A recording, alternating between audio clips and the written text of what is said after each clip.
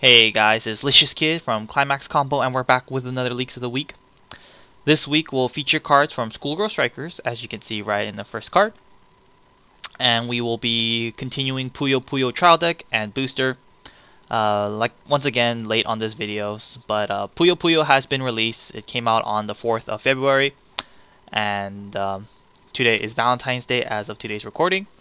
And me being the single man I am am spending my Valentine's recording this video. But anyways, once again, very late, so Puyo's already out, but I will still be doing Leaks of the Week for them.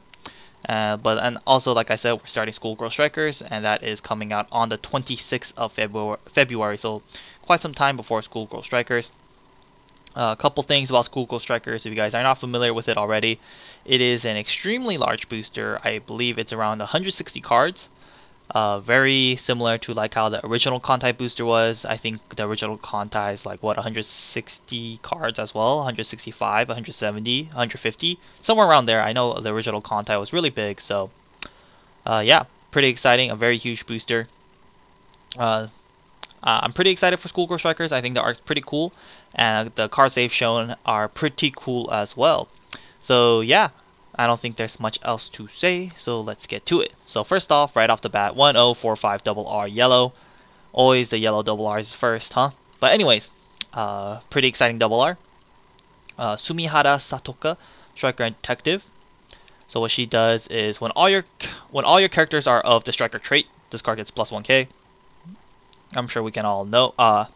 Pretty much the trial deck has already confirmed that every character is essentially a Striker card. So I assume this booster will be no different. So pretty much this card will always be 1055, which is really good because of the next effect. I'm sure you guys can guess. When this card versus its opponent in battle with the climaxes will be over before my stomach's empty, which is this wind trigger here. Search your deck for a 1 Striker character, show it to your opponent, add it to your hand, then shuffle your deck. So the good old staple, very powerful, somewhat common nowadays, 1-0 reversing climax combo that pluses you. So yeah, like I said many times in this video series, very powerful effect. A lot of the top decks have this ability, and it's no coincidence, it is very powerful. And so the fact that School Girl Strickers does have this combo as well is very good. This time it combos with a wind trigger. Don't really think we really see that too often. Like the one from To Love Ru Darkness is a gold bar, or stock 1 soul. The one from Nisekoi Gate, the one from Sinful Gear, and from the new Monogatari are flare triggers. So this time around combos with a wind trigger. Wind trigger, still a powerful climax, can be very dominant in certain matchups. So yeah, it comboing with a wind trigger is very good. So yeah, definitely going to be staple, especially in yellow. Staple climax combo, probably going to be pretty expensive as well, also because of the fact that there's probably going to be a lot of double R's in this set because it is a 160 card booster. Of course they must accommodate and give more double R's. This card is definitely going to be one of the cards you want to get because this ability is just too freaking powerful. Yeah, as you can see here, number 46 is where the yellow climaxes start, so very big booster. Next card, 001k uncommon, Summer of Appetite Satoka. I guess Satoka is a really hungry girl, huh? Because she's gonna end it before she gets hungry, and then Summer of Appetite Satoka. Shouldn't swim after eating though. But anyways, Striker and Detective trait. So what she does is when you control a character with Yumi in its name, this card gets plus 3k, so she'll be a 4k before assist. And continuous, all your other characters with Yumi in their name get the God trait. I forgot to mention, but I have no idea what School Girl Striker is about. I just think these girls are pretty cute, so I don't really know if the second effect will be relevant. I don't know if it's more of a flavor thing. Maybe there'll be cards that synergize if Yumi have this God trait, but as of right now, it seems like it's purely just for flavor. This card, it's whatever, to be honest. 004k, very good. However, you do need another character with Yumi in its name for her to get that ability. Kind of can be somewhat difficult to get because you pretty much have to open with Yumi and this specific Satoka, and the Yumi you draw into at level 0 must be a level 0 as well for her to get the plus 3k. So a little too specific for a 0-0 beater in my opinion. I'm sure the yellow color will get a better 0-0 beater than this, but it's only uncommon, so it's okay for an uncommon. Maybe this Yumi and Satoka deck will be a thing, because seems like they got a little synergy going on. So if you make like a Yumi Satoka deck, then I'm sure this will be very good. But you know, if for a more serious deck that consists of many different girls, I'm sure there'll be better 0-0 beaters than this. Next up, 0-0 1500 uncommon Summer Refresh Tsubame, Striker and Mystery. So what she does is when this card is played from hand to stage, you may place the top 3 cards of your deck to the waiting room. Second ability, she has experience. When this card is played from hand to stage and the total level of the cards in your level area is 4 or greater, you may pay cost, which is discard a card. If you do, search your deck for one striker character, show it to your opponent, add it to your hand, then shuffle your deck. So Tsubame, right off the bat, has pretty much reveals that this set will have the experience mechanic, which is very cool. I don't think we've really seen a more like recent deck or a new set with the experience mechanic. Like, yes, Monogatari did come out and it did have experience, but you know, Monogatari is a booster that was based off a pretty previous booster, which being Bakemono, and Bakemono came out years back. So Monogatari doesn't count. Having a brand new booster with the experience requirement, I think is very cool. So yeah, School Girl Strikers, this card pretty much confirms that School Girl Strikers will have the experience mechanic, as Tsubame herself has the experience mechanic herself. So pretty awesome. Like I said with Monogatari, I'm a fan of the experience mechanic. I think it's very awesome. So I'm excited that this new set will have experience as well. But anyways, enough about experience. Tsubame herself, I think it's not too shabby at all, especially for an uncommon. Play from hand to stage, you can mill top 3. I said many times in this video series, on play mill top 3, very powerful. In my opinion, I don't think I'm going to go over it again, but still very good. And her experience effect is not too bad. Kind of sucks that you can only use it starting at level 2, because of course at level 1, the highest experience you can meet at level 1 is only 3. So of course you can only start using her at 2 because you need an experience requirement of 4. But at experience 4, it's not too shabby at all. You discard any card from your hand and you get to search your deck for a striker character, which is quite good. Good hand fix on play. And it's costless, and since you are searching your deck, you are compressing yourself by 1. And you know, usually people refresh late level 1, early level 2. You know, let's say you hit level 2, and then let's say you hit level 2 before your first refresh, you have experience 4. You can play Tsubame, discard those excess climaxes before refresh. But if you do it like that, you don't get to search your deck for a lot of cards, because you know, there's probably not much cards there if you are using it in this scenario. But still, you get to discard excess climaxes, and discarding as many climaxes to your waiting room before refresh is always a good thing. So yeah, Tsubame, not too bad. However, she can be a little slow because her on play is great and all, but she does have a very small amount of power. And she's only an on-play mill 3 until the level 2 stage of the game, and at that point it might not be that good. So overall, I think Tsubame is a decent card, especially for an uncommon. But if School Girl Strikers get like a better discard outlet, like if they get a card that's like on-play reveal top, if it's a striker add to hand discard, you know, something that is more relevant at all stages of the game. I'm not too sure if the Tsubame will be played. But as of right now, I think she's pretty playable. But you know, I'm sure they, maybe they'll get a better card than this for discarding.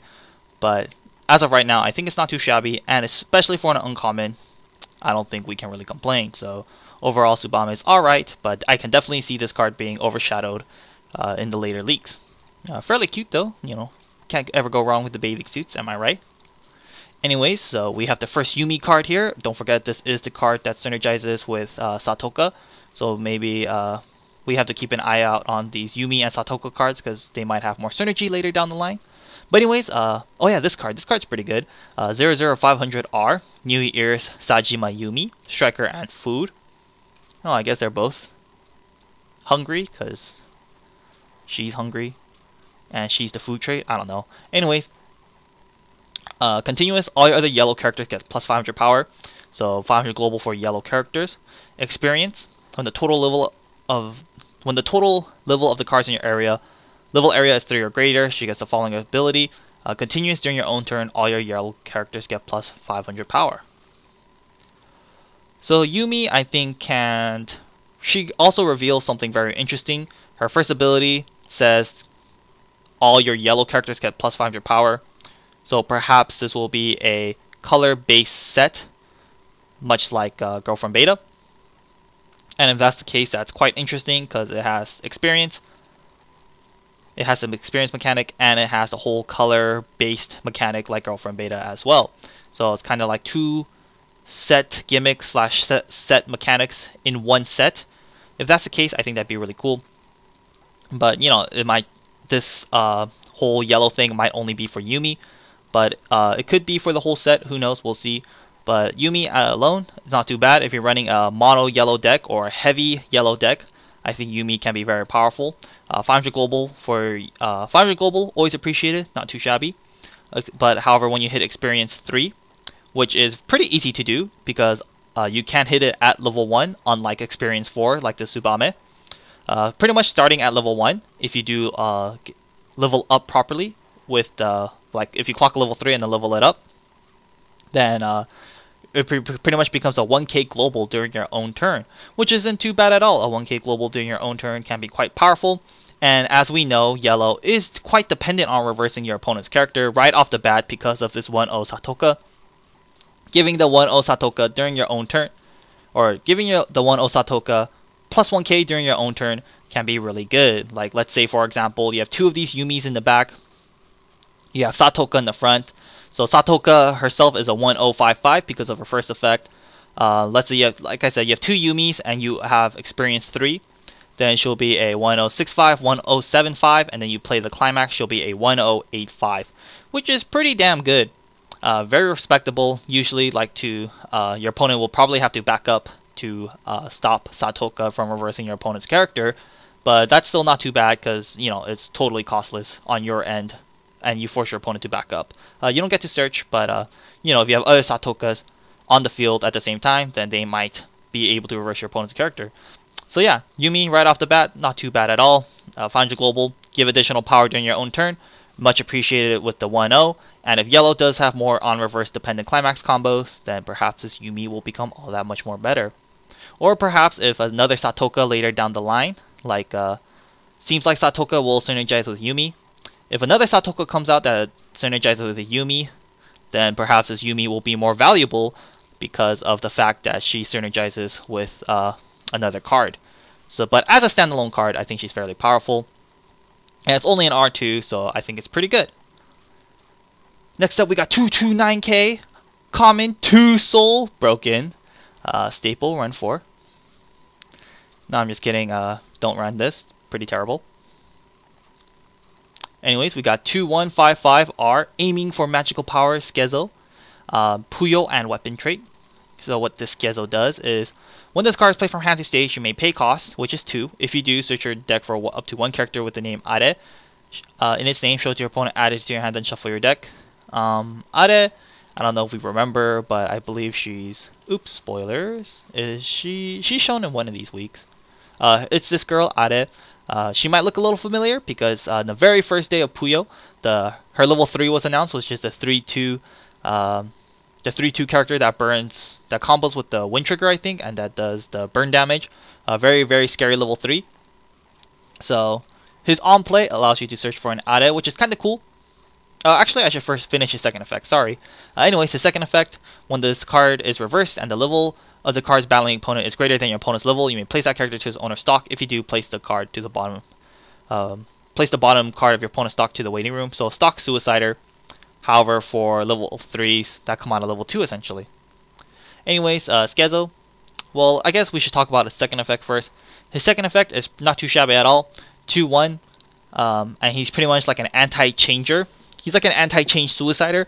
Very similar to like the Hachikuchi that came out in the last booster. And I thought that Hachikuchi was pretty good.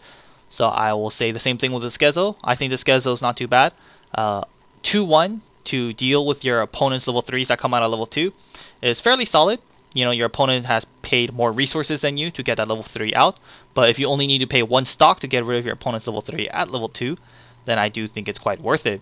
And because this Gezo sends it to the stock, your opponent cannot encore it, and they can't really stop this Gezo either because, like, you know, they can't anti-change him or anything. So this Gezo I think is pretty good just for his second ability alone. His first ability is a little heavy because you have to pay 1 on play for Skezo, and then you have to pay an additional 2 when he's played from hand to stage, so in total you're paying 3. And so, very heavy, and you can only search for Are characters. And as we've seen now, Puyo has a vast cast of characters. They have Skezo, Ringo, this guy Makuro, they got the Genius Magician guy, they got like Freya or whatever her name is, they got like Satan, they got the Minotaurs, they got the Puyos. So, kind of sucks that his on play is so specific, only grabbing an Are. But, like I said, we already have a very, very good Are card, and she's in yellow as well. So, I'm sure if you're running yellow, you're going to be running a lot of her level 3. And if that's the case, then, you know, his ability is not too bad. You get to grab a very, very, very scary game ender on play. If you have a ton of stock, or you just need to pay out a lot of stock to get rid of climaxes, his on-play ability can be quite useful. So overall, I think he's a pretty decent card. He's a good anti-change suicider. I think that alone makes him very playable. And he has a nifty on-play ability as well. Not the greatest on-play ability, but you know, it's kind of like the icing on the cake. His second ability is already solid, and the first ability can be useful in maybe like 1 every 3 games. So overall, Skezo not too bad. If you're running yellow, I would recommend running 1 or 2 of him because he can be pretty good. Next up, we got 213K Ringo, Puyo and Science. So what Ringo does is she's an assist. All your level 3 or greater characters in front of this card gets plus 2K. So she's those kind of new level 3 assists. She has another ability of when this card is played from hand to stage, you may pay cost, which is 1. If you do, choose one of your Clear Mind Ringo. Then place the top card of your deck to the bottom. Wait. When it's played from hand to stage, you may pay cost, which is 1. If you do, choose one of your Clear Mind Ringo. Then place the top card of your deck to the bottom of that character to serve as a marker. Oh, okay. And lastly, it has another ability of you can pay 2, place this card to rest. If you do, draw 2, ditch 1. So this Ringo, not too bad. She's a level 3 or greater. She's a level 3 assist, and these new, or I should say somewhat new, level 3 assists are pretty good. Giving your level 3s an additional 2k power is nothing to mess with. Can be very useful, especially if your opponent is not running a level 3 assist. Then you have the power advantage most of the time, which can be quite good. So her first effect is already not too shabby. Her second effect, I'm not too sure about because I'm not too sure what this Clear Mind Ringo is. I don't recall seeing a Clear Mind Ringo, so I'm not too sure what this card exactly synergizes with, so I can't really give a proper judgment of her second effect. I don't assume it's going to be too important because this card is a common, and we haven't really seen Clear Mind Ringo. Her level 3 is Full of Curiosity Ringo, so yeah, I'm not really too sure what this Clear Mind Ringo is, so I can't really say about the second ability. And lastly, her third ability, not too shabby at all either. You can pay 2, put her to rest, you can draw 2, ditch 1. You know, a little heavy, and you have to place her to rest, so when you want to use both your back row to do something like brainstorming, you can't really do so. But still, you know, paying 2 to draw 2, ditch 1 can be pretty useful. Can help you get rid of access to climaxes in your hand, or maybe it can help you dig deeper for climax combos, like if you want to try to climax combo with a bunch of Ringos for the turn, or her level 3 Ringo I should say, then you can use her third ability to do so. But overall, this card it's okay. Not the greatest card. Level 3 assist that has the ability to pay 2, tap to draw 2, ditch 1. It's alright, but it's only in common, so for common I think it's fairly solid. But I'm not too sure how much this card will be played, just because I don't think it's that great. But for common, I think it's fairly solid. Next up, we got 105KR, very fashionable but strange Makuro. Puyo and Kendama. So he combos with this stock 1 soul, I think. Yes, it is a stock 1 soul. So when this card declares an attack with the climax I've won, and you have 4 or more other cards in your hand.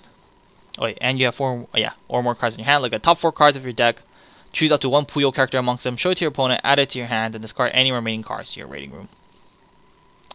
This Makuro, not too shabby, and he's only an R, so I think he's okay.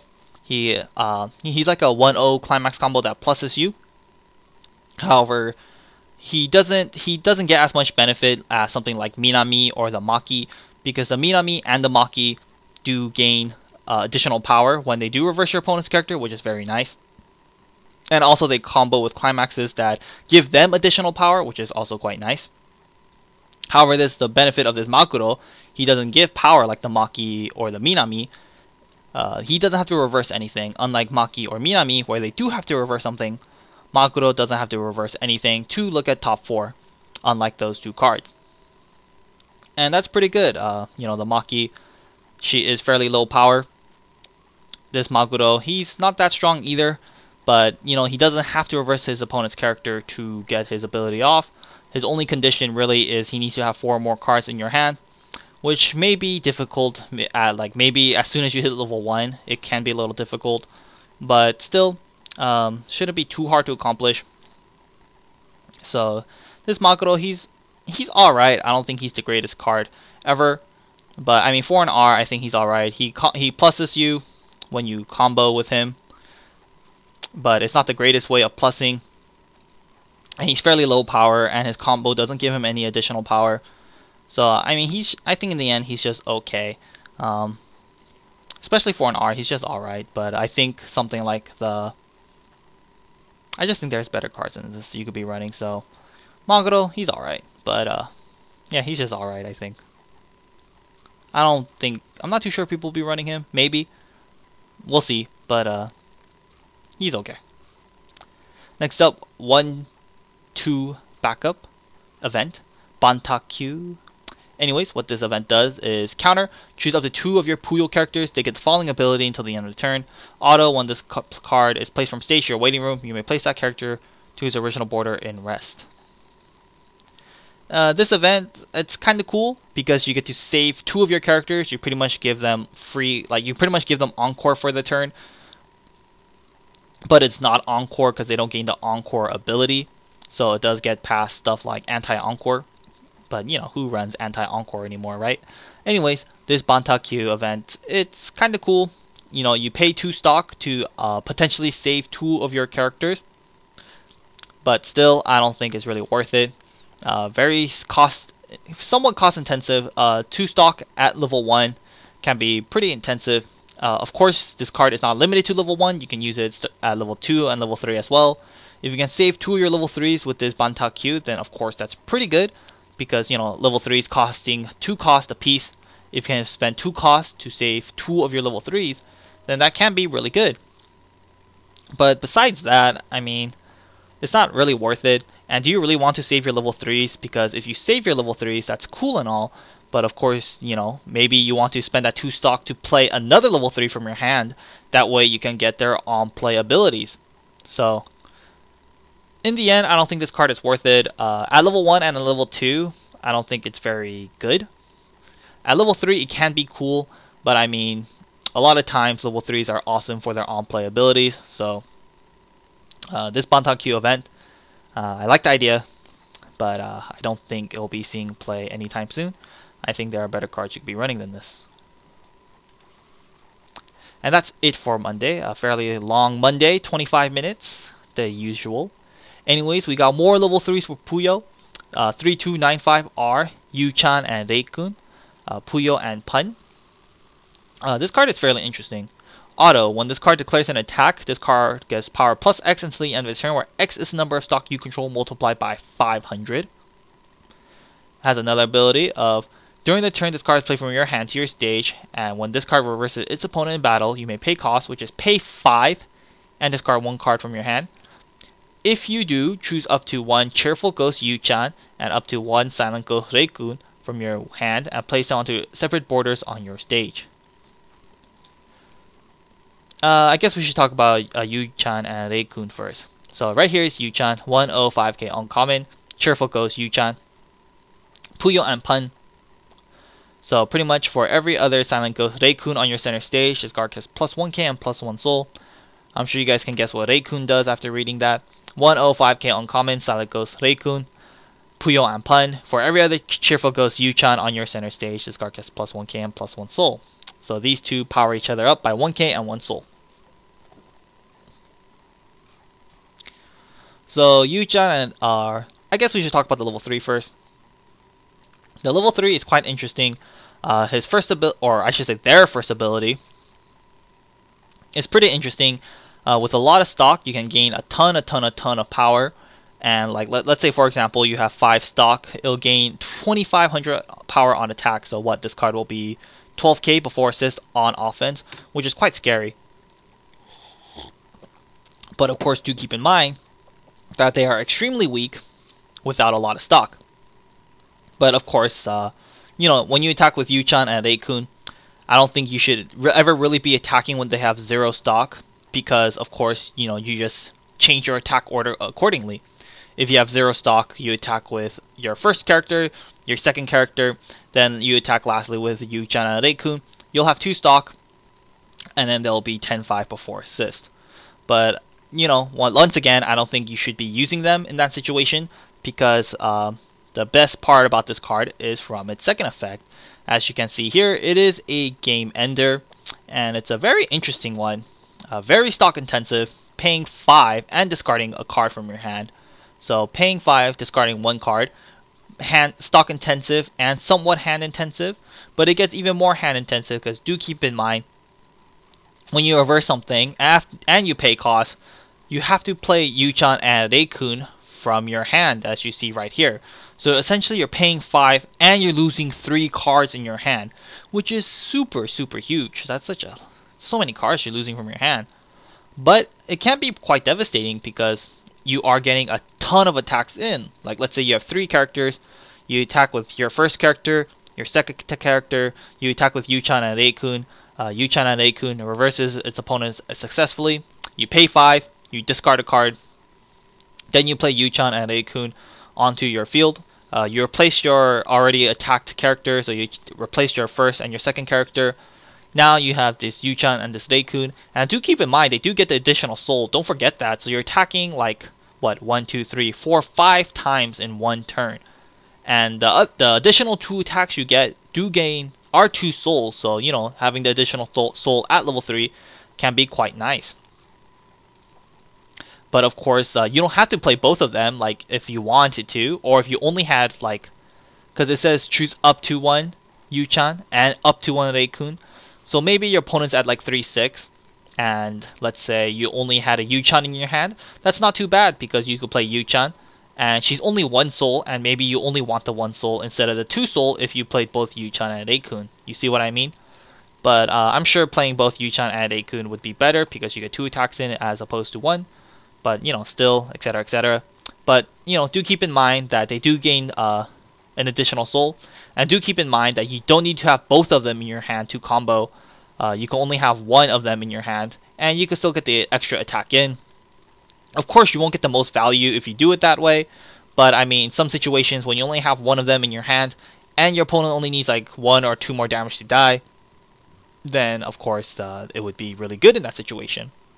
So overall, Yu-chan and Rei-kun, very heavy and requires a lot of setup, but I think they're really cool. I really like Yu-chan and Rei-kun. I think it's a very fun concept, very stock intensive. But as we saw a couple weeks back, we do have the Genius Magician in the set, and every time when he reverses his opponent in battle with his combo, he gains you an additional 2 stock. And if you are spamming that throughout the course of the game, then perhaps this combo is not as... It is very stock intensive, but with how the set works, then you know, it is somewhat accomplishable in this set. So yeah, I think it's a very cool card, especially for an R. I don't think it's the best card because once again, very intensive on stock and does require a bit of setup in your hand. And like, you know, usually at level 3 it's like time to dump all your stock, so to combo with her, or I should say to combo with them at the beginning of your attack phase, you must have at least 2 stock, because if you don't have 2 stock, then you won't hit the 5 stock threshold. Because if you have 2 stock, you attack with one character, you attack with your other character, you attack with Yu-chan and Reikun.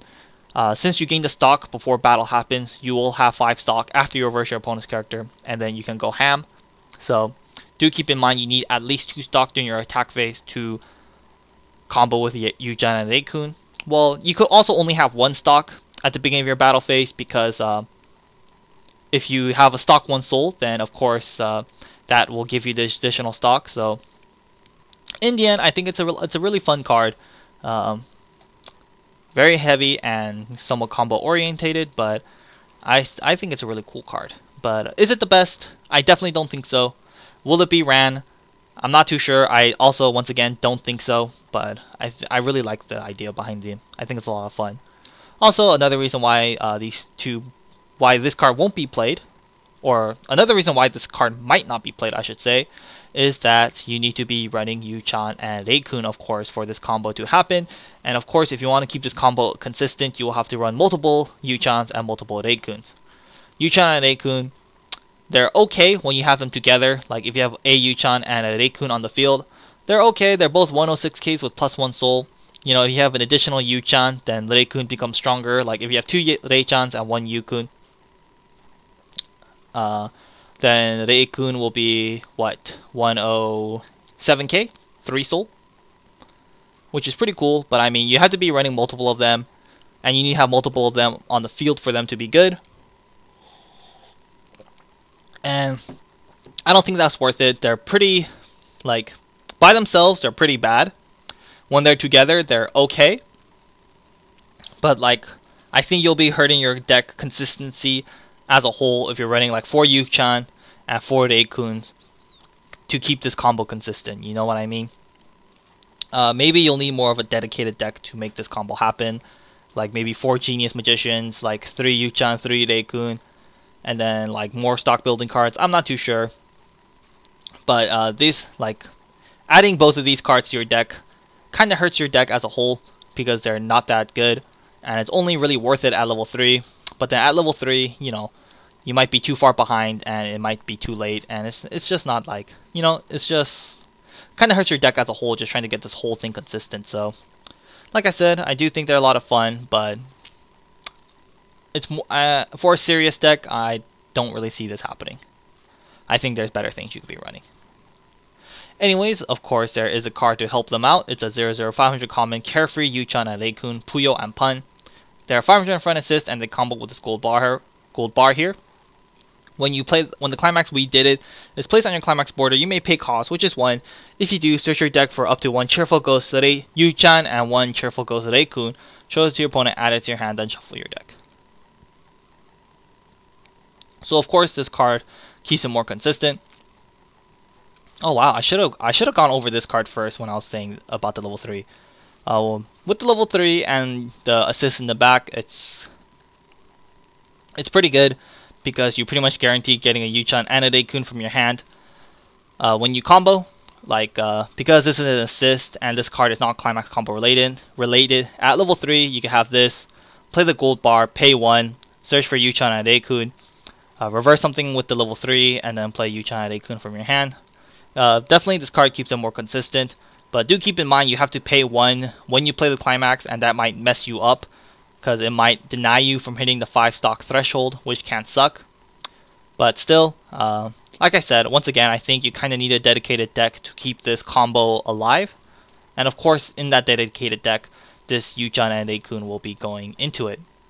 Perhaps if you want to make like a Yu-chan and Reikun deck, you can run like the Genius Magician and his combo, run the level 0 and their combo, and then maybe that can be like the baseline for your Yu-chan and Reikun deck. Who knows? We'll see. But once again, like I said, I think this is more of a joke or a gimmicky deck, and so for a serious deck, of course, card is not very good. But for the Yu-chan and Reikun deck, this card is probably going to be staple.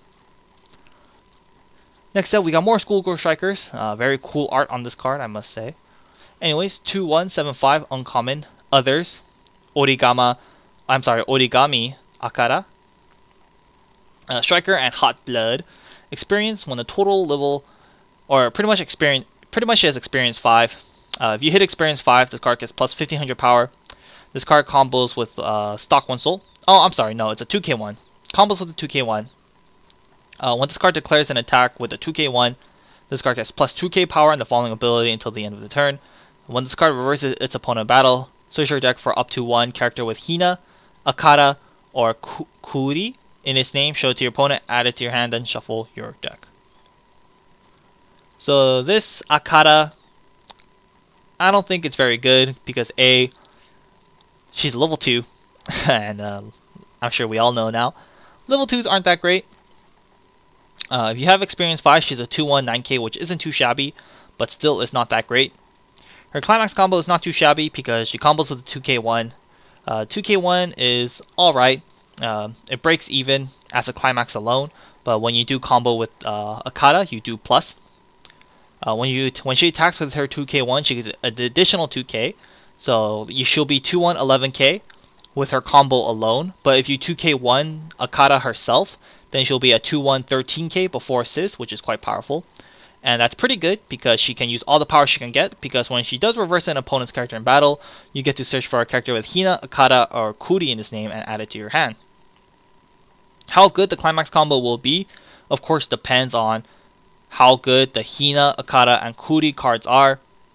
You know, if the Hina, Akata, and the Kuri cards suck, then of course this combo isn't very good because you're grabbing crappy cards.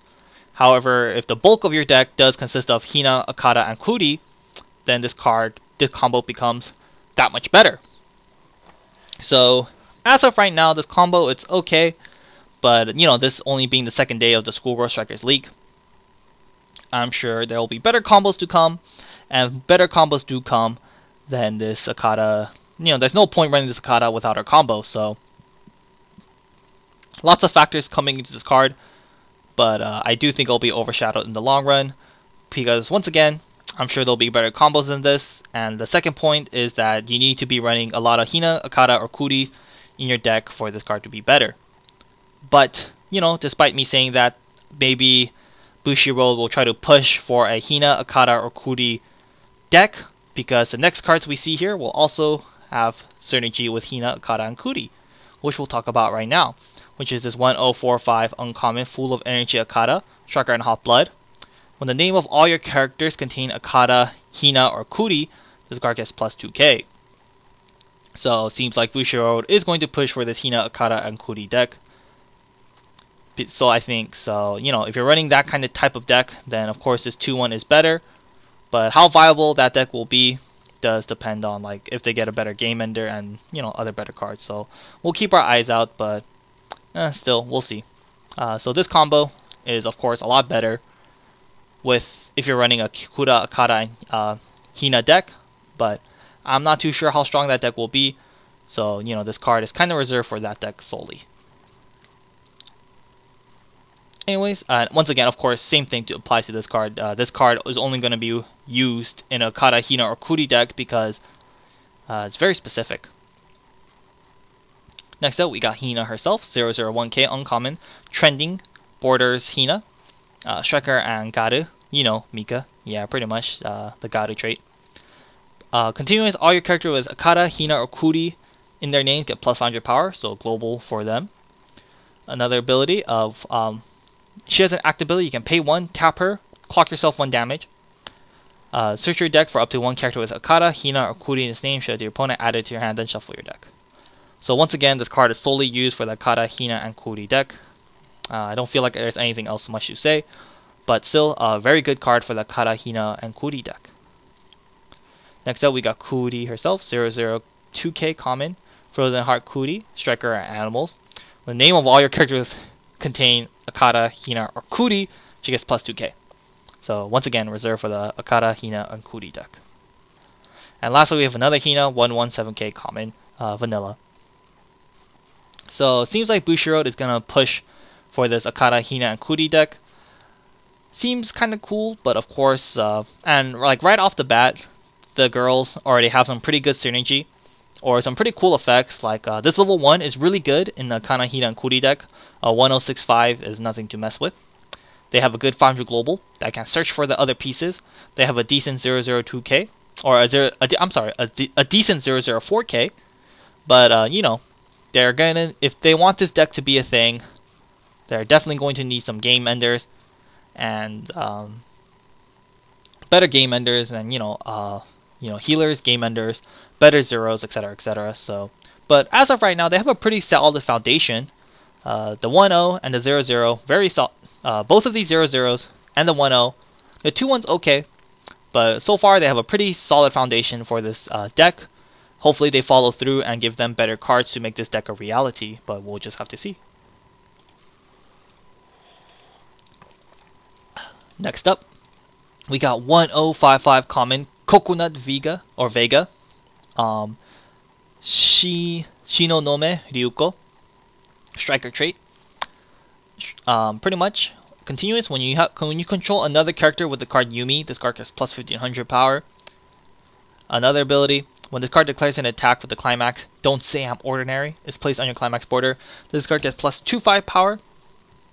And the following ability until the end of the turn, when this card reverses its opponent in battle, you may send that character to its owner's memory. The combo combos with is a 2k1. This Shinonome, well, first off, don't forget Yumi, as we already talked about, is a very good 0-0. So the fact that she synergizes with a fairly solid card right off the bat is very nice. You just need to control one Yumi on the field for her to gain the additional plus 1500 power, so she'll be a 117k with a Yumi on the field, which isn't too shabby because, like we said, Yumi already has a very good level 0, so pretty much when you draw into this Yumi, you play her in the back row, and you pretty much met the condition of this 1-0 for the rest of the game, which is already, like I said, very good. And of course, if you have more Yumis, like if Yumi gets more cards, then of course this Ryuko becomes all that much more better. So if you control a Yumi, she'll be a 107k. In this situation, if you have this specific Yumi on the field, she'll be a 108k on offense, which is pretty good. And of course, that's really good because she does climax combo, and her climax combo does have to reverse his opponent's battle to send them to memory. Sending your opponent's characters to memory can be useful, but I don't think it's all that useful at level 1. I mean, this Ryuko gets a huge amount of power, like she's a 117k with a Yumi on the field. You play the wind trigger, or I'm sorry, you play the 2k1, she'll be a, 9-5? And if you 2k1 herself, she'll be an 11-5. And if she kills something, she sends it to the opponent's memory. However, her sending to the opponent's memory, like, sending your opponent's character to memory isn't always the best idea. And especially like at level 1, it's like, are you really going to be sending your opponent's characters to memory at level 1? And do keep in mind, they already have a very good level 1 climax combo in the same color, being Satoka herself. So like, her combo is kind of cool because it's costless, and she gains a huge amount of power. But Satoka, man, her combo is just too strong. So, and I don't think you want to have 2 level 1 climax combos. I'm sure you want this climax combo, like you want the Satoka climax combo, and Satoka's climax does have the better trigger, it being in the wind. I'm sure you would rather run Satoka and like another climax combo. Preferably a game-ending climax combo.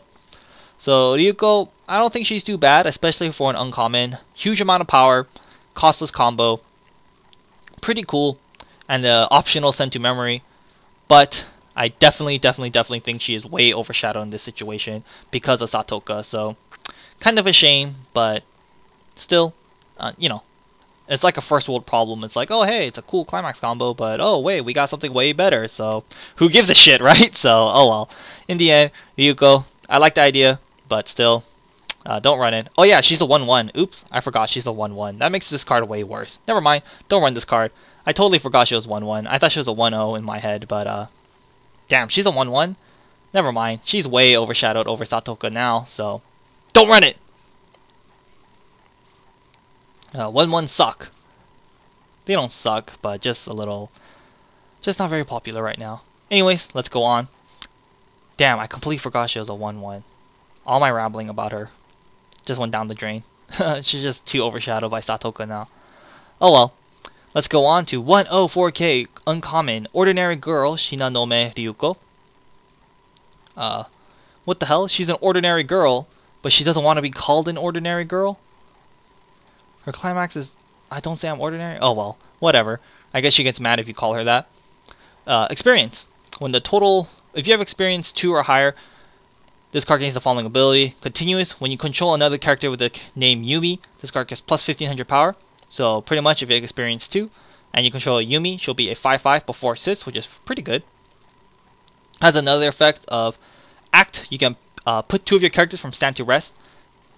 Then you select a character you control on the field. During the turn, the selected card, gets the following ability, where when this card reverses its opponent card whose level is 1 or greater, you may search your deck for up to 1 character card that contains this trait Striker, show it to your opponent, add it to your hand, after which discard 1 card from your hand and shuffle your deck. So this Ryuko, I don't think it's too shabby at all. Pretty much experience 2 or higher, and if you control a Yumi. And like I said, controlling a Yumi is not too hard because we already have a really good Yumi off the bat. So she'll be a 1055, which is pretty respectable. And she has a pretty decent second effect where you can put 2 of your characters to stand to rest. Choose a character you control. It can be any character, do keep that in mind. So you can choose Ryuko herself or anything. You can choose like this Satoka. You can even choose, I don't know, this Akata. You can choose her 1/1 herself. And when they kill something, you search your deck for a striker character, show it to your opponent, add it to your hand, then you discard a card. So pretty much every turn, if you are able to tap your 2 back row, you should probably do so because you can choose one of your characters. When they kill an opponent's character in battle, you get to search your deck for a character, add it to your hand, then you discard a card. So you get a free hand fix, and you compress yourself by 1 every time you get her effect off. So this Ryuko, I think is pretty solid, especially for an uncommon. I definitely don't think she's too bad at all. So yeah, not too sure if she's going to be like a stable card. I definitely think Satoka is a staple card. But Ryuko, maybe if this 0/0 Yumi does become a very popular assist choice, which I wouldn't be too surprised at because this Yumi is pretty good, then perhaps people will maybe run 2 or 3 of these Satokas, or this Ryuko.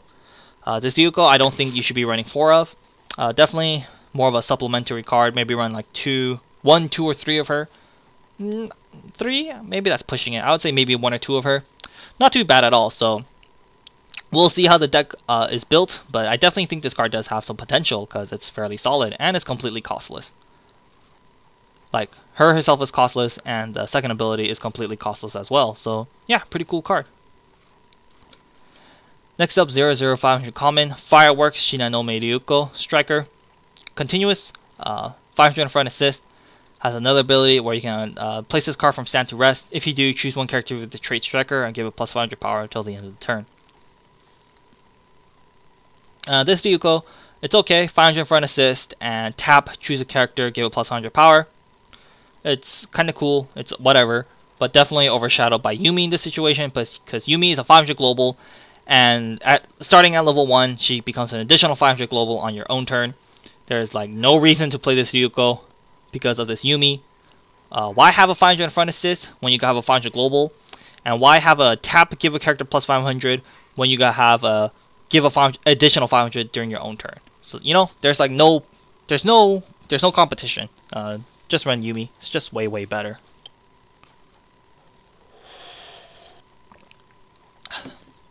Anyways, more Yumi. 105k common. Good in cooking. Yumi. Striker and cooking. Did this other Yumi have cooking? No, she has food. Oops. That was weird. Anyways, Yumi. Once this card is played from hand to stage, you select 1 character you control with the name Ryuko. Or Ryoko. I'm sorry, I've been saying Ryuko. It should be Ryoko. Anyways, choose a character with the name Ryoko. That character gets plus 2k power until the end of the turn. It's whatever, because she has a decent on-play ability, but, you know, keep in mind you can only give it to Ryoko. And, like, the only good Ryoko we've seen is this 1/0 right here. And giving this Ryoko additional power isn't that important, so don't really see a point in this Yumi. If more better Ryoko cards come out, then this Yumi might become better. But as of right now, the only good Ryoko I think is this 1-0, and like I said, I don't really think you should be running too many of these Ryokos, and if that's the case, then this Yumi doesn't become that good. So yeah, it's only a common, so you know, nothing too surprising here. I don't think this card is very good. As of right now, maybe if there's like a heavy as fuck Ryoko deck, then this card becomes better, but I don't think that's the point. That's going to be the case, because there's a lot of different girls on School Girl Strickers. Like right off the bat, we have like 1, 2, 3, 4, 5, 6 different girls already. Oh no, I forgot. The 2, 2, 7, 8. There's already like 8 different girls right off the bat, and there's going to be way more different girls as we go down the leagues. So don't really see that happening. So I don't really see much potential for this card. Next up, 1045R Love Maiden Fetty, Puyo and Occult. Continuous. For every other character with the trait Puyo, this card gets plus 500 power. So the full field of Puyos before assists, it's a 1065. Very good card. Lots of cards like this right now, and those cards are pretty good. This one is no exception. If you're running green, definitely consider this. Definitely consider running 3 or 4 of these because it's just that good. Next up, we have this fairly interesting card, a 1/2K common Badlanders. No, Baldanders. What the hell is this card even? I don't even know what this is. But anyways, Puyo and Mystery. So what this card does. First of all, it's a paying 1500 backup, so a very weak backup for 1 stock. But of course, it does have an additional effect. When you use this card's backup, and you control 4 or more other characters with the trait Puyo, you may select one character. Well, I'm sorry, you may select one of your opponent's character whose level is higher than your opponent's, and send it to its owner's waiting room. So pretty much is an anti-change backup at level 1, which is pretty cool. It's a little intensive because you have to pay 1 for the backup itself, and you have to pay an additional 2 to use the backup. So in total, you're paying 3. And do keep in mind, you must control 4 or more other Puyo characters. So you kind of almost need a full field for this effect to go off. But I definitely think it's worth it. You know, most anti-change backups are 3 stock anyways. So like this one being 3 stock as well isn't too bad. The only other condition is that you need to have 4 or more other characters on the field, and this is a very weak backup. But still, I think the controlling 4 or more characters shouldn't be too difficult to accomplish, and it being a weak backup sucks, but I mean, anti-change is anti-change. Anti-change gets the job done. So yeah, overall, I think it's a very solid card. Definitely, I would consider running 1 or 2 of these because anti-change is just too important. And if you're ever like playing against a matchup where your opponent does play level 2 at level 1, of course, this card becomes better. Because, you know, usually characters that come out higher than their opponent's level is, of course, at level 2 when your opponent plays a level 3. But in certain situations where your opponent plays a level 2 at level 1, maybe if they're playing up against, like, I don't know,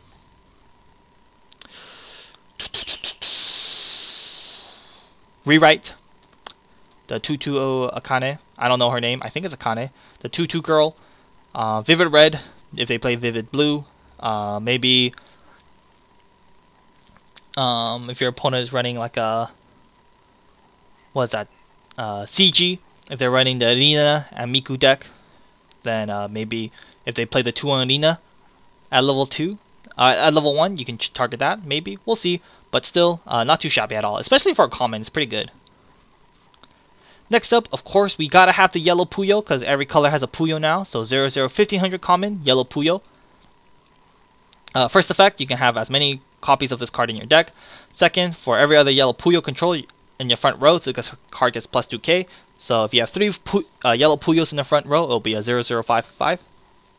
But of course, this card is a gimmicky card, and we will see the cards that synergize with this right now. So right off the bat, we got 001k Are Puyo.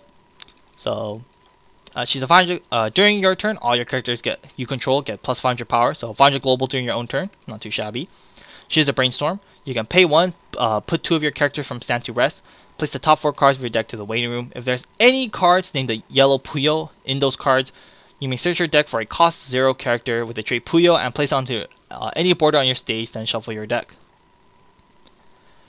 So Are, of course, for the gimmicky yellow Puyo deck. And if you brainstorm successfully, it's kind of cool because you get to play any cost 0 character from your deck and place it onto the field. You can pretty much play like a bunch of level 1s. You can play level 0s, but that's not very good. You should probably target level 1s with their ability. And one of the level 1s you can target is of course going to be this next card, which is this 105k common Dark Wizard Skezo, Puyo and weapon.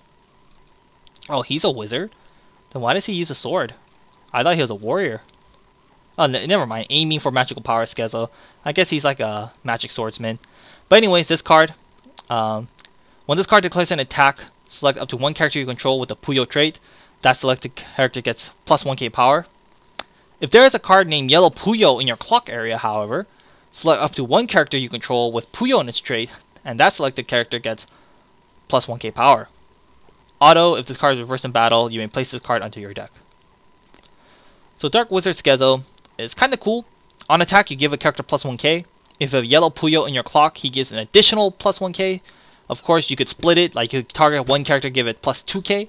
Or you can split it, like give a character 1k, give another character plus 1k. Kind of cool in that regard.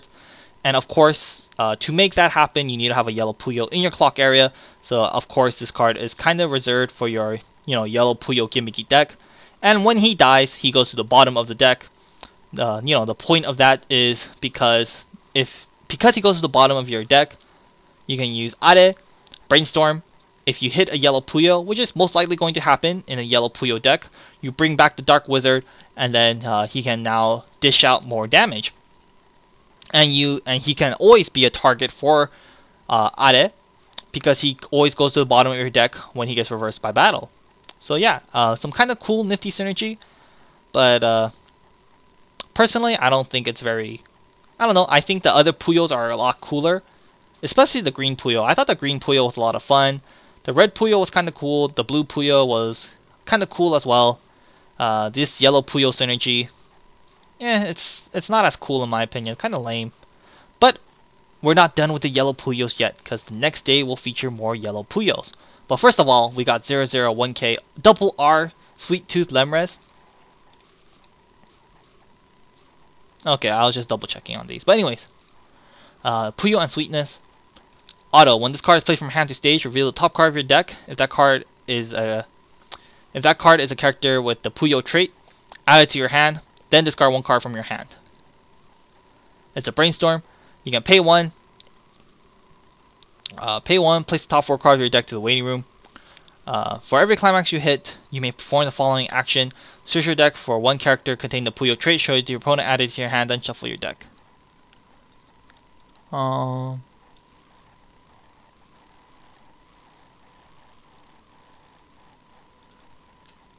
Do you have to tap anything for this?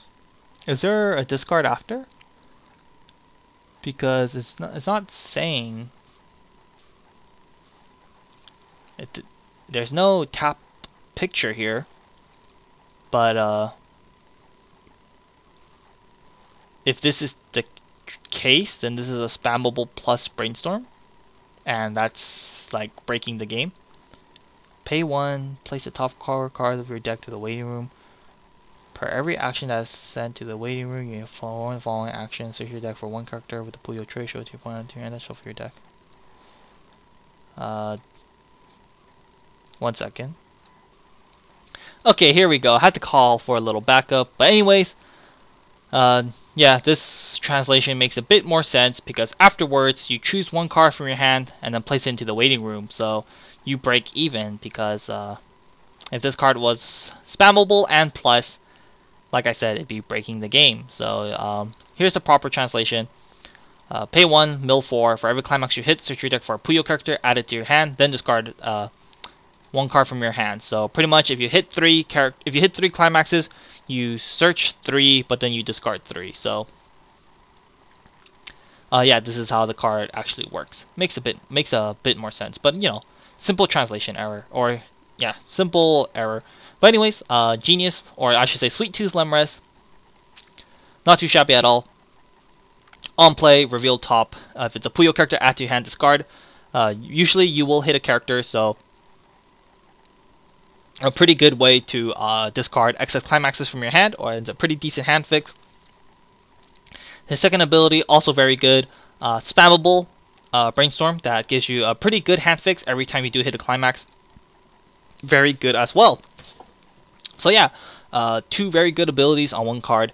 Definitely, I mean, this card is double R worthy. Is it the most exciting double R? Definitely not, but still, it is double R nonetheless.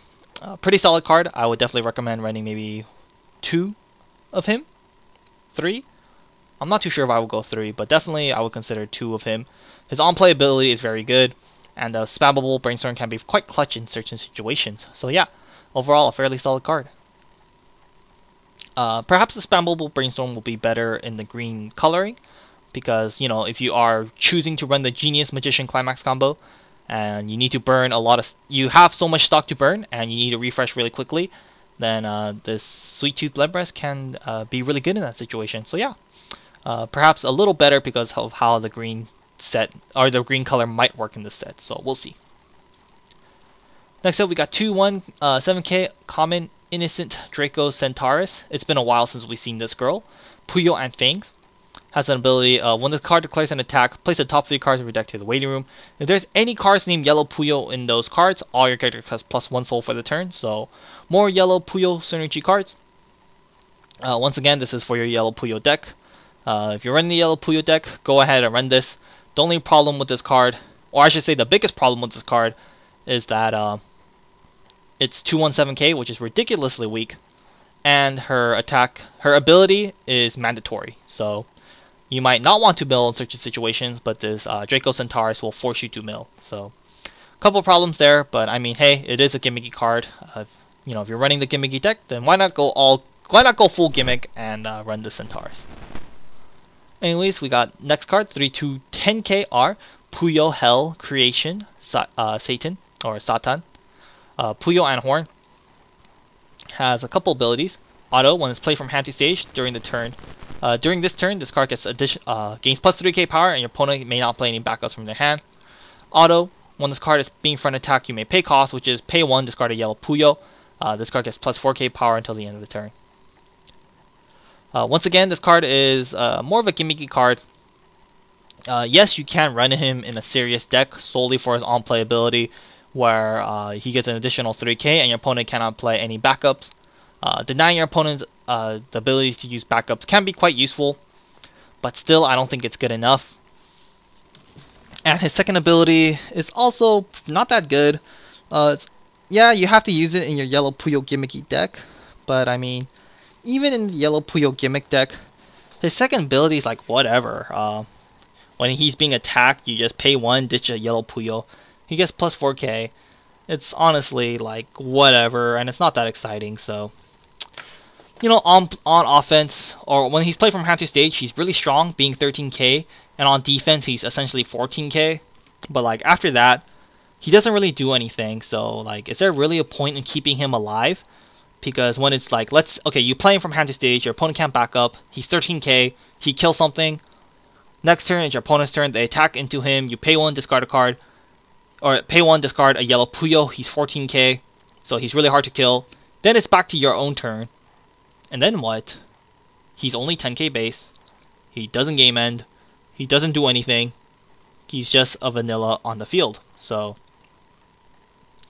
you know, even though he is for the Yellow Puyo gimmicky deck, I would honestly just run like the level 3 Are, and then just kill your opponent with her climax combo because it's ridiculous. So yeah, it's not very exciting.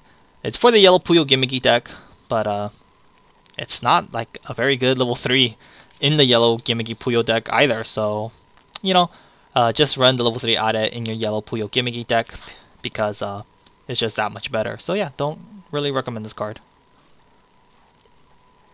Next up, 2/1 AK uncommon Are's Fiance Satan. Puyo and Fangs. Auto, when the climax named Your Defiance brought this is placed on your climax border, and you have 5 or less stock, you may pay the stated cost, which is place this card to your waiting room. If you do, activate one of the following effects. One of the first effect, select up to one character named Puyo, Hell Creation Satan from your hand and place it onto the same border of this card, so that's pretty much level 3. Another ability, select up to 3 characters with cost 0 or lower in your waiting room and place it onto any border on your stage. The card this combos with is a Flare Trigger.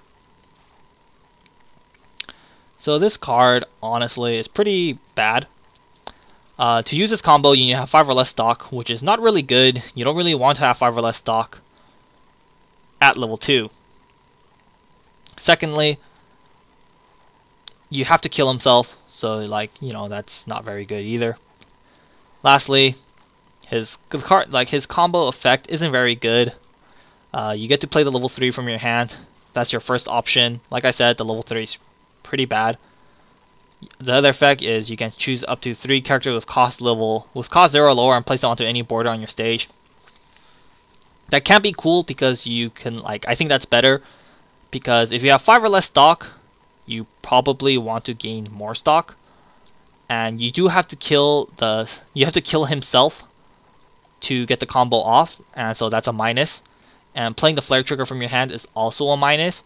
So getting 3 characters from your waiting room is probably better just because you could gain more stock and you could build up more hand size with it. Yes, and at level 2, but like even though you do that, it's not really good because it's at level 2. And at level 2, your opponent probably has like a level 3 out and some pretty other good cards. So those cost 0 characters aren't probably going to be much of a threat or going to put up much of a fight. But still, I think it's a better option because at least like you could side with them, and since the Flare Trigger is a continuous, those level 0s or those cost 0s will gain the additional soul. So I still think the second ability is way better. But even though I say that, I think this card is terrible. Just don't run it. It's stupid. Don't run this card. It's bad. Bad. Yeah, I'm sure we all know it's bad. Just don't run it. Next up, some pretty cool cards for School Girl Strickers. 329K Double R, Shira Nui Hazuki, Striker and Sexy. Lol, that's a cool trait. But anyways, she is quite sexy as well. Anyways, continuous. If you have 2 or less climaxes in your waiting room, the card loses 1 level in your hand. As an auto ability, when the climax name is Time for Fun is placed on your climax border and this card is in the front stage, search for a character with the trait Striker, show it to your opponent, add it to your hand, shuffle your deck, then discard gets an additional 3k until the end of your opponent's turn. Has another ability, when this card declares an attack, select up to 1 character you control and gets plus 4k until the end of the turn.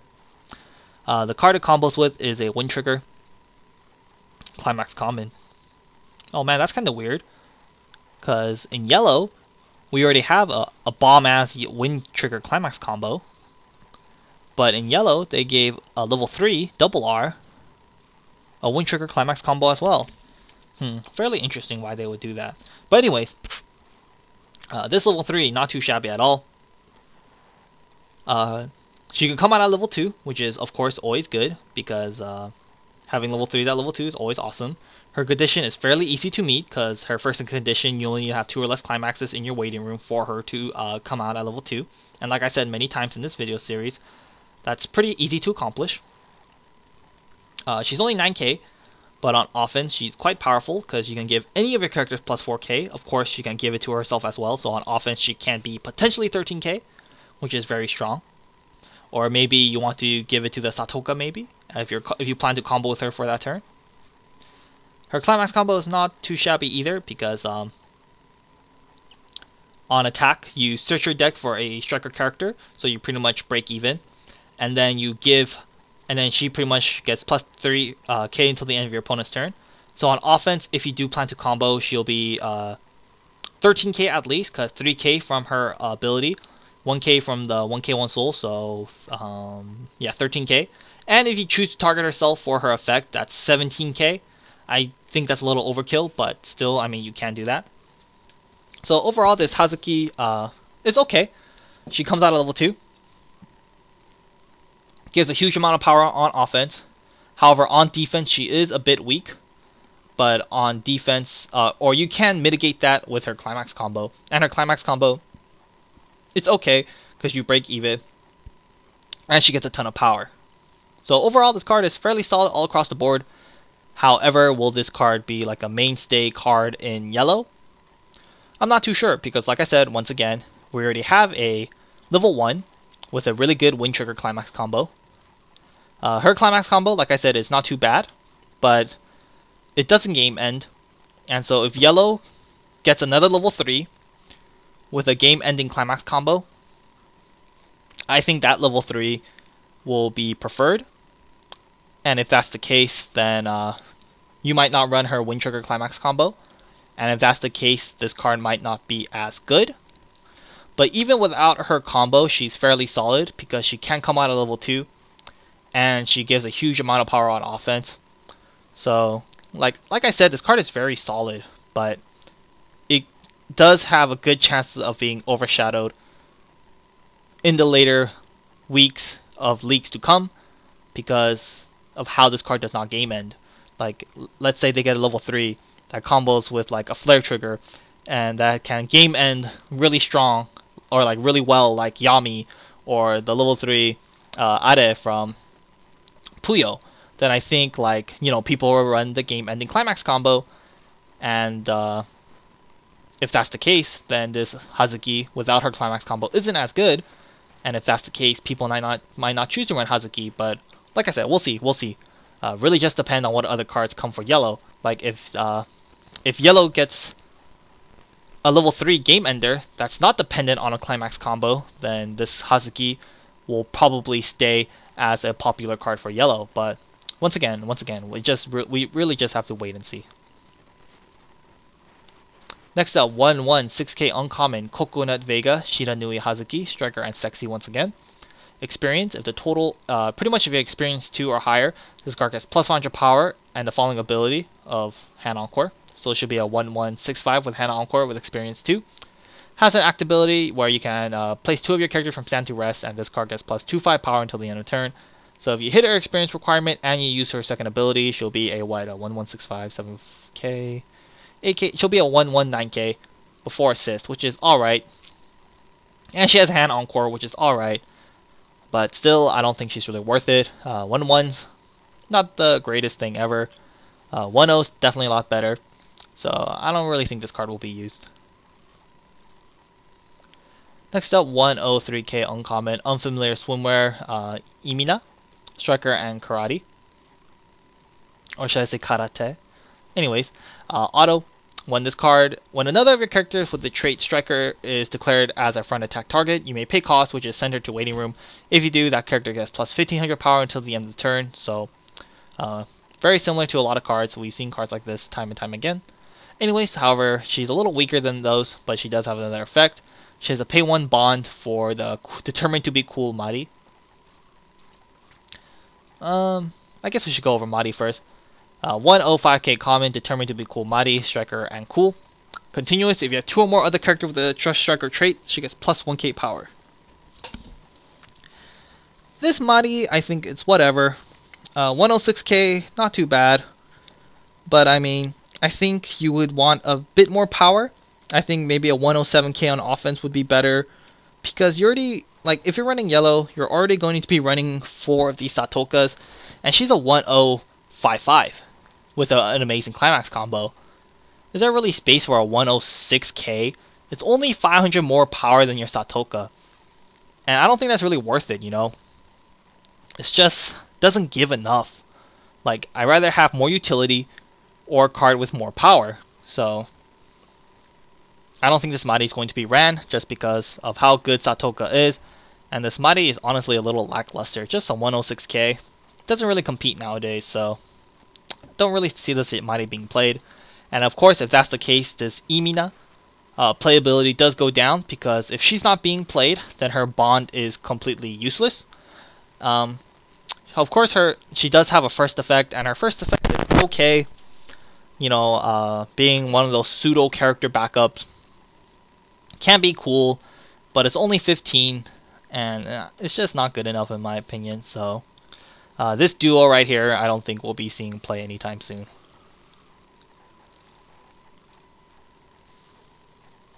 And for the final day, we have the best card ever. The purple Puyo. 003k. No flavor text. Do the Puyos even have flavor text? No.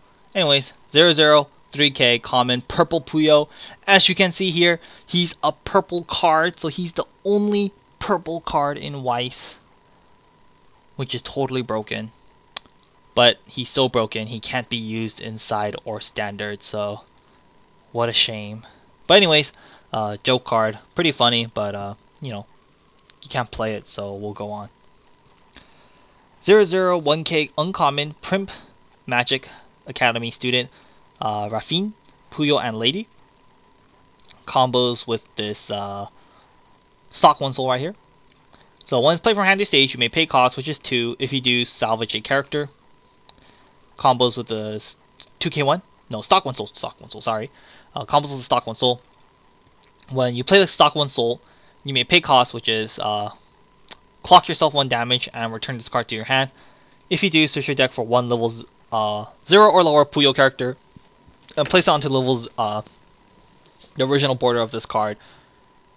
Then shuffle your deck. This climax combo, I don't really recommend running. There are much better climax combos you could be running. Her climax combo is fairly weak. You clock yourself 1 damage. You return her to your hand. You return her to your hand, which is kind of cool because you get to rinse and repeat her first ability. But the benefit you get out of it is like whatever, because you just get a level 0 character from your deck and you play it to where she was, which is fairly lackluster. Scales very poorly into the later stages of the game. Climax comboing to get to you clock yourself, or you climax combo to and you clock yourself, and you just get a level 0 from your deck. That's like really low impact. So I really don't recommend running her climax combo. Rafine herself, I mean, you could try running a couple of these for the on-play pay-to salvage. I really like on-play pay-to salvage, so you could run Rafine solely for that effect. Like you could run 1 or 2 of these Rafines just for the on-play pay-to salvage. Besides that, I really don't recommend her climax combo. It's pretty terrible in my opinion, so just don't run the combo. But you can run maybe 1 or 2 of her Rafine herself just for the on-play pay-to salvage. Next up, we got some TD cards. 2145, Loves Adventuring, Are, Puyo, and Magic. She's a level assist in front. Has another effect of pay 1, tap her. If you do, choose one of your Puyo characters. It gets +1 soul until the end of the turn. Then choose one of your other characters with the same name as that character and give it +1 soul until the end of the turn. So this Are, I think is kind of cool. Level assist in front, not too shabby at all. Her second effect is kind of cool. You pay 1, tap her, choose a character, give it +1 soul. Then choose one of your other characters with the same name and give it an addition, and then give that character +1 soul. So you can potentially give 2 characters +1 soul with her ability, which I think is pretty cool. But still, don't really think this card is going to be ran. Level assist, not too shabby, but her second ability, you have to pay 1 and you have to put her to rest. As we know, the yellow brainstorm in this set does require you to tap both your characters. And if you do brainstorm, then of course you can use her ability. And I think the other better assist is still the 2-1, this guy. The 2-1 Carbuncle, the one that makes it so your characters cannot be targeted.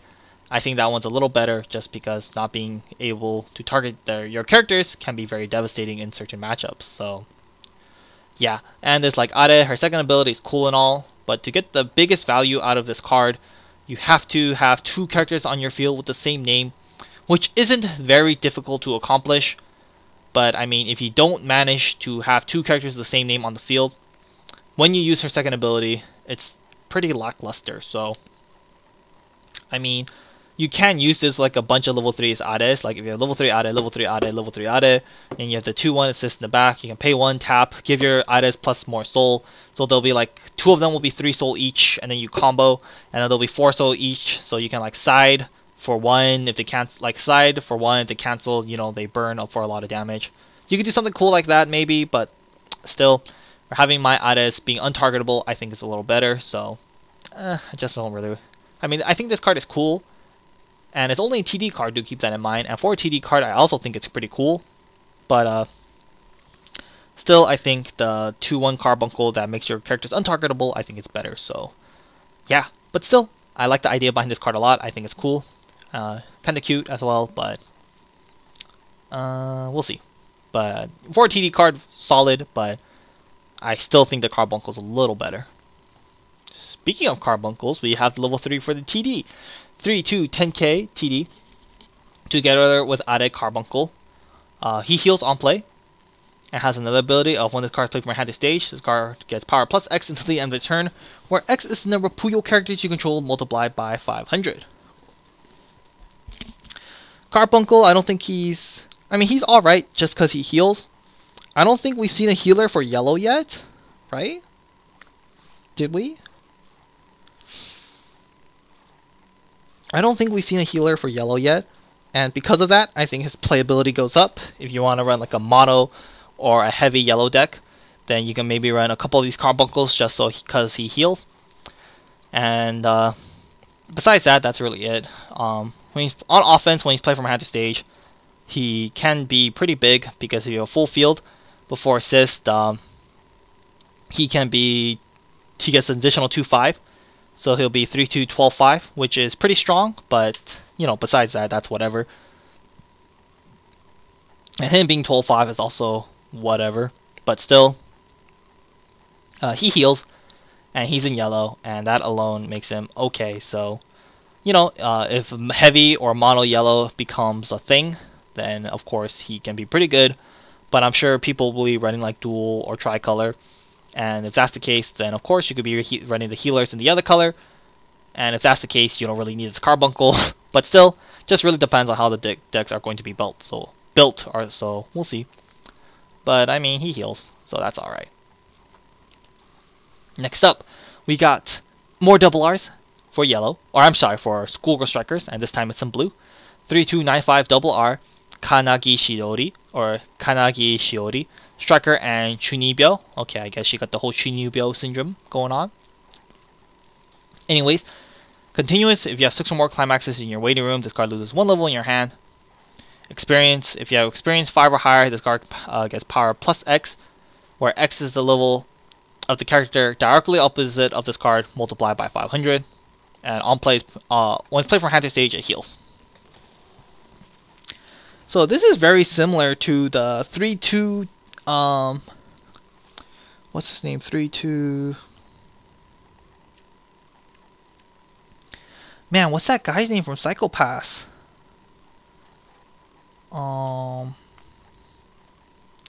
Kogami, there we go. Very similar to level 3 Kogami from Psycho Pass. However, this one can come out at level 2, which makes it a lot better. So, I think she's pretty cool. She can come out at level 2 if you have 6 or more climaxes in your waiting room. She heals on play. And she's pretty hard to get rid of at level 3. Or at level 2. And even at level 3. Like, if she's fighting a level 3, she's 11k base, which is pretty good. If she's fighting level 2, she's what, 10.5 base? And if she's fighting level 1, she's 10k. If she's fighting a level 0, of course she's 9.5, but I mean, she's gonna destroy every level 0 in her path. So, overall, I think this card is fairly cool, especially for, if you're running blue, then definitely I would say this card is probably going to be stable. Heals, comes out early, and has a decent sized body. I think she's fairly solid all across the board, so definitely I do think this card is double R worthy, and very, very solid. So I definitely can see her being a staple color in blue when the set does come out.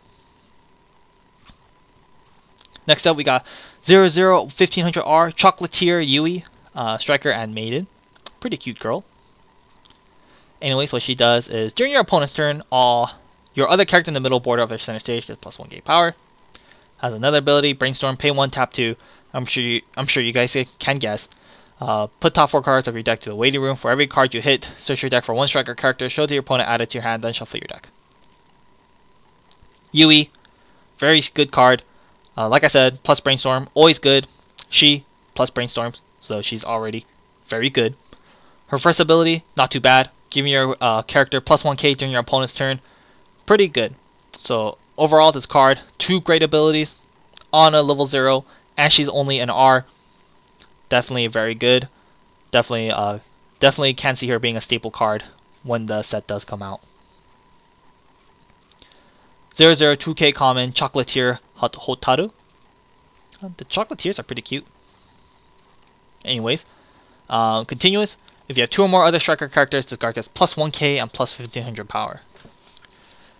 Not the greatest level 0 beater ever, because you need to have 2 or more other characters on the field for her to get the plus 1 level and plus 1500 power. Of course, not impossible and not by any means very difficult to get off, but it's not very ideal to get off all the time because you don't really want to have like a lot of characters at level 0 on your field. I think having the 1 or less other characters on the field is better. Something like the 00 Chitoge from Nisekoi. I think that's a better condition. So she's only uncommon, and for a common she's not too shabby, but I'm sure there'll be better level 0 beaters to come in blue. Like this one, I think this one's better. 0025 common, Chocolatier Aoi, striker and swordsmanship. Continuous during your opponent's turn. When your opponent has 3 characters or fewer, this card gets plus 1 level and plus 1500 power. So your opponent has 3 or less other characters. She's level 1, and she's 4k. So your opponent must commit 4 cards on the field to make Aoi really weak. And that's not really good. That's not a really good position for your opponent to be in. Excuse me, my throat is starting to die on me. But anyways, Aoi, I think is fairly solid. Pretty good level 0 card. She's pretty weak on offense, but on defense she's quite a nuisance to get rid of, her being level 1 at 4k. Like nowadays it's very popular for like decks with runners to just run like 4 runners and 4 suiciders and just a bunch of utility level 0s. They don't really run level 0 beater cards. And if you're up against a matchup like that, like prime example SAO, SAO level 0 is gonna have a pretty difficult time getting rid of this Aoi because their runner can't kill it, and their level 0 suiciders can't get rid of it, and all the other level 0s they run are just a bunch of utility level 0s. So like, how are they gonna get rid of this Aoi? Probably by getting 4 cards on the field, and if they have 4 cards on the field, that's not really good for them. So overall, I really like this Aoi. Pretty difficult to get rid of, and especially in today's meta where not a lot of level 0, like some decks don't run level 0 beaters, they just run suiciders and runners. She can be really good in that matchup. So yeah, for a common especially, I think this Aoi is pretty good, and she's pretty cute. Next up, more Chocolatiers. Goddamn, how many Chocolatiers they got? Anyways, 002k common, Chocolatier Shiori, striker and Chunibyo. So what this does is, when this card is played from hand to stage, if your opponent has any climaxes in his waiting room, draw a card, then discard a card. Another ability, when this card is sent from your stage to the waiting room, you may pay cost, which is pay 1, discard a card. If you do, search your deck for up to 1 character with experience, show it to your opponent, add it to your hand, then shuffle your deck. This Shiori is not too bad. Her on-play is pretty good. Pretty much on-play, draw a card, discard a card. The only condition is that your opponent needs to have a climax in their waiting room. And I mean, come on.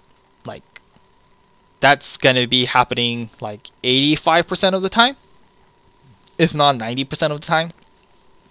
So her first condition is pretty easy to meet. Her second ability is okay. On play, or when it's sent from stage to waiting room, you pay 1, discard. Then you search your deck for a character with experience. As we can see here, experience is definitely a very prevalent theme in this set. But not every card has experience. Like, you can't grab any of these 0s. You can grab the 3, but I mean, like I said, not every card has the experience trait. Like she doesn't have experience. So I think it's a solid card, but how solid it becomes definitely does depend on how much experience, how many cards in your deck actually have the experience trait. Like if only like 7, 8, 9 cards you're running are like have the actual experience text in it, then she's not as good. But maybe if you have like 25, 30, 35 cards, with the experience like text in it, then of course she becomes that much better. But you know, we'll see. Overall, for a common, I definitely think she's solid. But you know, how good she is, we'll have to see when the set comes out. Next up, 1045 uncommon Chocolatier Chica. She's really cute as well. Striker and Fireworks. Continuous. During your opponent's turn, for every other striker character you control, this card gets plus 100 power. Experience. When the total level of cards in your level area is 2 or greater, this card gains the following ability. Pay 1. Until the end of the turn, this card's soul is not reduced when this card declares a side attack. Chica.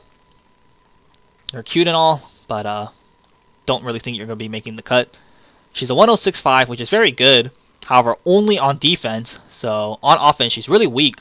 Being only 1045 is like, Jesus Christ, that's super, super weak. And she has the whole stupid, you can pay 1 to make her soul not be reduced on a side attack. Definitely not worth it. You have to pay 1 for her to gain this ability. Like, it's just not worth it. Like, why not just play a climax and then just side for 1 instead of paying 1 to side for 1? You know what I mean? There's no real point, so I really don't recommend running this Chica. Next up, the final card, 2-0 uncommon Merchant Soul Hannah. Reveal the top card of your deck. If that card is a striker card, character, draw up to 3 cards, then discard 2 cards from your hand to the waiting room. Otherwise, draw a card, then discard a card. So isn't this card very similar to that one event in Robotics Note that comboed with, that had the girl, what's her name, ID on it? I think so, but Robotics Notes was such a long time ago. I don't even see anyone play Robotics Notes anymore. But anyways, this event, it's whatever. You reveal top. If it's a striker, you draw 3, ditch 2. So let's do the math. If you have 6 cards in hand, you play the event, so you have 5 cards in hand. You reveal top. If it's a striker, you draw 3, then you discard 2. So you go from, so you play the event. So you have 6 cards. You play the event. You're at 5. You reveal a striker. You draw 3, so you're at 8. You discard 2, so you're back at 6 cards. So you pretty much break even. However, if it's not a striker character, you still break even, I believe, because you have 6 cards, you play the event, you have 5 cards, you draw a card, then you discard a card, you're back at 5 cards. Actually, you minus yourself at that point, so I don't know, this event is a very strong hand fix if you manage to reveal a striker character, but if you don't, it's really bad. So, you know, I think there are better ways to hand fix, like maybe something like this Shiori. So, and I'm sure the set will have better ways to hand fix than this, because, you know, every strong set needs a good way to hand fix. And it seems like they want to make School Girl Strickers a strong set, seeing as how it's such a big set. I'm sure they'll get better cards than this, so don't really recommend this card. I like the idea behind it, but I'm sure they'll get better options than this. And that is the final card for this week. Overall, a very cool and interesting week for School Girl Strickers. Showed a lot about how the set is going to be played with the whole experience mechanic. I think they will be somewhat color dependent, like something like this Yumi. Seems like they'll have like a couple name-based decks, like how we have the Akata, the Kuri, and the Hina synergy going on here. Maybe like other characters will have that. You know, we got Yumi, Yumi Ryoko, Yumi Satoka. Man, everyone likes this Yumi girl. But anyway, it seems like we'll have like name-based decks, color-based decks, experience-based decks, maybe a combination of all 3. We'll see, but overall, I think it's a very cool week for School Girl Strickers. Puyo, on the other hand, I mean, they've shown a lot of cards for Puyo already. So at this point, they're kind of just showing the excess remaining cards. So Puyo, not that exciting, but I mean, come on, we've seen a lot of the good stuff already. But overall, like always, let's do a little wrap-up. Satoka. Dope-ass card, run 4.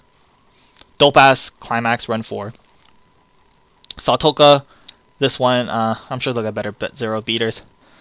Tsubame, I like it, but I definitely can't see her being overshadowed. Yumi, like it a lot, I think it's really good.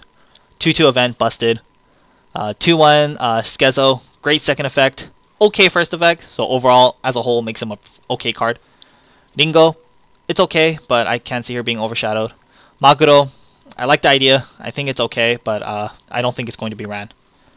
This event, like the idea, don't think it's going to be ran. Yuchan and Reikun, I think it's a really fun card, but I think you need a deck dedicated to them. So I don't think it's going to be used too seriously. Akata, Hina, Kuri, they seem to have a decent baseline as it is. Let's see if Bushiro follows it up and makes it even that much better. This Ryuko, don't run it. This Ryuko, however, definitely see some potential in this. Run a couple maybe. Run 2. We'll see. This Ryuko overshadowed by Yumi. This Yumi, don't bother unless you have a shit ton of Ryukos. Fetty, very good. Ballanders, I don't know. Solid. Yellow Puyo. Obviously gimmicky Yellow Puyo deck. The Yellow Puyo deck seems not as fun as the other Puyo colors, but that's just me. These next 2 cards, of course, for Yellow Puyo. Lemures, very solid, fairly solid card in my opinion. Centaurus, once again, gimmicky for the Yellow Puyo. Sate, this guy, for the Yellow Puyo gimmicky deck, but he's still pretty bad, even for that deck in my opinion. This card is like the worst card this week. I'd rather play the fucking 2/2 than this asshole. And you guys know me, I hate 2/2s. Anyways, next up, Hazuki. Very solid all across the board, like I said, but definitely can't see her being overshadowed. We'll just have to see. Not a fan of this 1/1. Not a fan of this pair right here.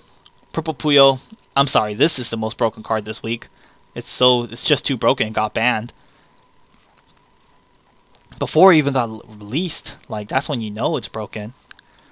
Rafine, just run her for on play. Pretty cool TD card. I like it for a TD, but don't think it's gonna be ran. Carbuncle, Yellow Healer, not too bad. Shiori, definitely can see her being a big player in blue decks. Yui, very solid card. Hotaru, not really digging. Aoi, I like, pretty solid. Shiori, for a common, pretty solid. Will it be overshadowed? I definitely can see that happening. Chika, pretty bad. I think Chika's really cute though. And Hana, event, don't run it.